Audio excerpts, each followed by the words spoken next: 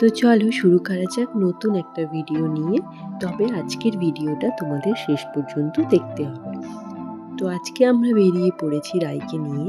ওর যেহেতু এক্সাম ছিল তাই এক্সাম শেষ হয়ে গেছে, তাই ভাবলাম যে রাইকে নিয়ে একটু বেরিয়ে আসি। আর দুপুর থেকে এতটাই বৃষ্টি হচ্ছিল যে ভাবছিলাম তো যে বিকেলে আর বেরোবোই না, কিন্তু আমার মেয়ে এতটাই জ্বালাতন করছিল, যেহেতু ওকে একবার বলা হয়ে গিয়েছিল যে বিকেলে পার্কে যাব, আর আমরাও বুঝতে পারিনি যে হঠাৎ করে ওয়েদারটা এত খারাপ হয়ে যাবে বলে।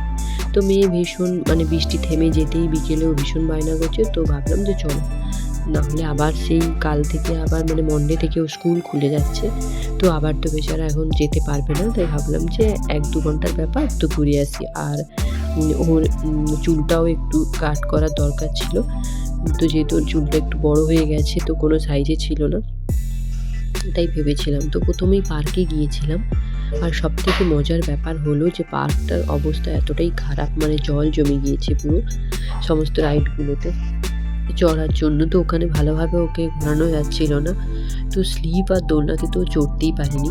আর এই দিনটা ছিল সানডে, কিন্তু সানডে থাকা সত্ত্বেও পার্কটা দেখো পুরোটাই ফাঁকা। অন্যান্য দিন এর আগেও অনেকবার এসেছি, তখন দেখেছি যে পার্কে প্রচণ্ড ভিড় হয়, আর প্লাস এই বাইরে যে খাবার দোকানগুলো থাকে সেগুলোতেও প্রচণ্ড ভিড় হয়। তো একটু আধটু ওখানে চড়িয়ে তারপরে আমরা হাবিবে চলে এসেছিলাম রায়ের চুলটা কাটিং করবো বলে। তো রায় কিন্তু ভীষণ হ্যাপি ছিল। আর সবথেকে মজার ব্যাপার এটাই যে রায় চুলটা কাটার পরে হঠাৎই একটা কথা বললো যে ও কানটা ফোটাতে চায়, যেটা ওকে বাড়িতে হয়তো বলা হয়েছিল, কিন্তু ওই দিন ওটা নিয়ে কোনো আলোচনা হয়নি। তবে ওর কি মনে হলো জানি না, হঠাৎই বলল যে মাম্মা, আমার তো হেয়ারটা কাট হয়ে গেছে, এবার আমি কানটাও ফোটাবো। তো ও যখন বললো তখন আমরাও ভাবলাম যে যেহেতু ও রাজি হয়েছে, কারণ আমাদের এমনিতেই ইচ্ছে ছিল এই বছর এই শীতটা পড়লে ওর কানটা ফুটিয়ে দেবো, কিন্তু ও যখন নিজে থেকেই বললো তাই ওর কানটা ফুটিয়ে দিলাম। দেখো কি সুন্দর লাগছে, আর ও একটু কান্নাকাটি করেনি।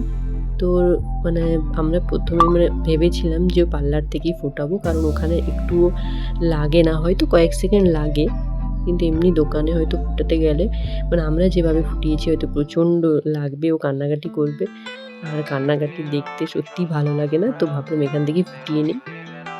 তো যাই হোক, রায়ের লুকটা কেমন লেগেছে অবশ্যই কমেন্ট বক্সে জানিও।